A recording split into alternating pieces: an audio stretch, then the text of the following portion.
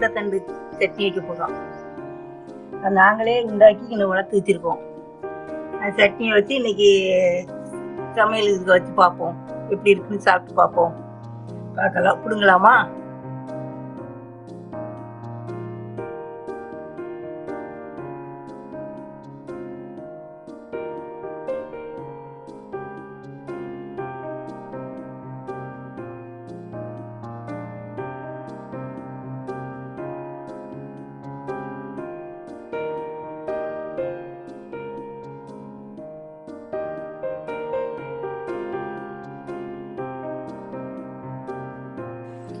இப்ப பிறந்த தண்ட மருமாவோட சட்னி வைக்க சொல்ல போறேன்.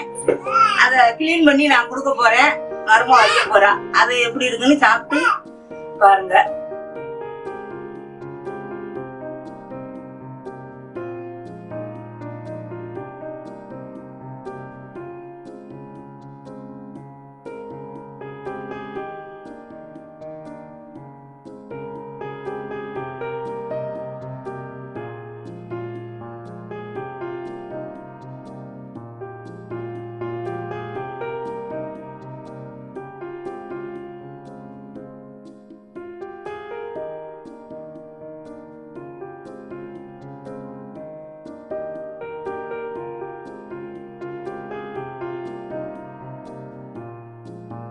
பெரண்டை எடுத்து கிளீன் பண்ணி கொடுத்தாங்க சட்னி வைக்க சொல்லி. அதுக்கு தேவையான பொருள் என்னென்ன அப்படின்னா, நான் 2 தக்காளி எடுத்திருக்கேன். ஏன்னா பெரண்டையை நம்ம நல்லா வதக்கணும். இல்ல அப்படின்னா அது நாக்குல லைட்டா அரிப்பாயிரும். இது கொஞ்சம் தண்ணி விட்டு வதங்குறதுக்கு ஹெல்ப்ஃபுல்லா இருக்கும். நான் 3 வத்தல் எடுத்திருக்கேன். நீங்க வேணும்னா இன்னும் கொஞ்சம் எக்ஸ்ட்ராவா கூட நீங்க காரம் சேர்த்துக்கலாம். நாங்க காரம் கம்மியா சேர்க்கறதால 3 வத்தல் எடுத்திருக்கேன். அப்புறம் பெரண்டைக்கு ரொம்ப இம்பார்ட்டன்ட் புளி கொஞ்சம் நல்லா அதிகமாவே சேர்த்துக்கிட்டா அது கொஞ்சம் நல்லா இருக்கும். புளி கொஞ்சம் அதிகமா சேர்க்க அந்த அரிப்பு இல்லாம இருக்கும் உங்களுக்கு. அது நல்லா வதங்கணும். அப்புறம் புளி கொஞ்சம் எக்ஸ்ட்ரா சேர்க்கணும். இது 2ம் சேர்த்து செஞ்சாலே கொஞ்சம் அந்த அரிப்பு தன்மை எல்லாம் இருக்காது பெரண்டையில.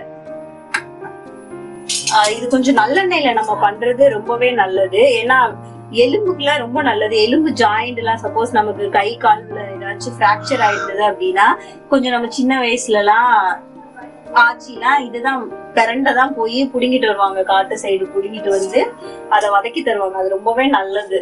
ஃபர்ஸ்ட் அடுப்பு பத்த வச்சதுக்கு அப்புறம் எண்ணெய் காஞ்சதுக்கு அப்புறம் ஃபர்ஸ்ட் நம்ம இந்த 3 வத்தல் போட்டுக்கலாம். வத்தல் போட்டுட்டு லைட்டா இதான உடனே நம்ம அந்த பெரண்டையை போட்டுக்கலாம். கிளீன் பண்ணி வச்சுருக்கோம் அந்த பெரண்டை.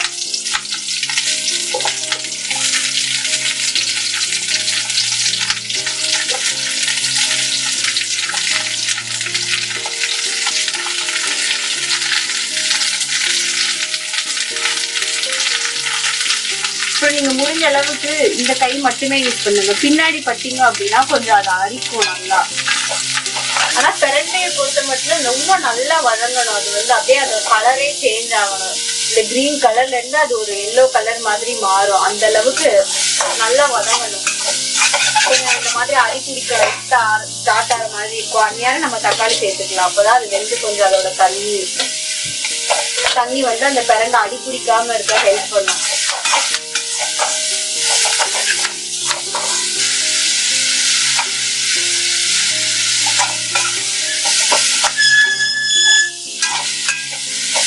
அந்த பெரண்டை நல்லா பச்சை கலர்ல இருக்கும். அந்த பச்சை கலர் இந்த ஒரு மாதிரி பழுப்பு மஞ்சள் சொல்லுவோம்ல, அந்த கலருக்கு மாறணும்.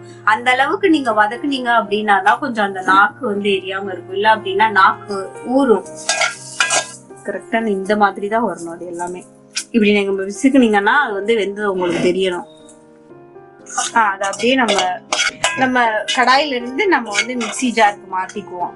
மிக்சி ஜாருக்கு மாத்திட்டு அந்த வச்சிருந்தோம்ல புளி அதையும் கூட சேர்த்துக்கலாம். இது ஆறுனதுக்கு அப்புறம் நல்லா மிக்சி ஜார்ல போட்டு நல்லா மையா அரைச்சு எடுத்துக்கலாம். மிக்சி ஜார்ல போட்டு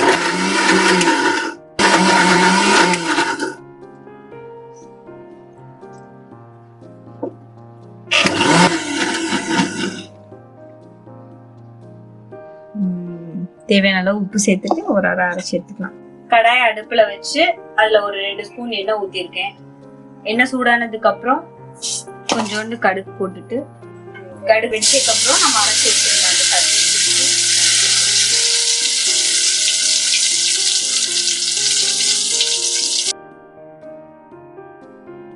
பிரண்டை தண்டு பிடிங்கி கொடுத்தேன் நாங்கள் விளைய வச்சதை.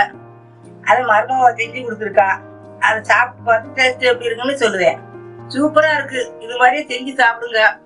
ருசியா இருக்கு, அவ்வளோ டேஸ்டா இருக்கு. இது மாதிரி சாப்பிட்டுட்டு வீடியோ பார்த்து எங்களுக்கு கமெண்ட் பண்ணுங்க.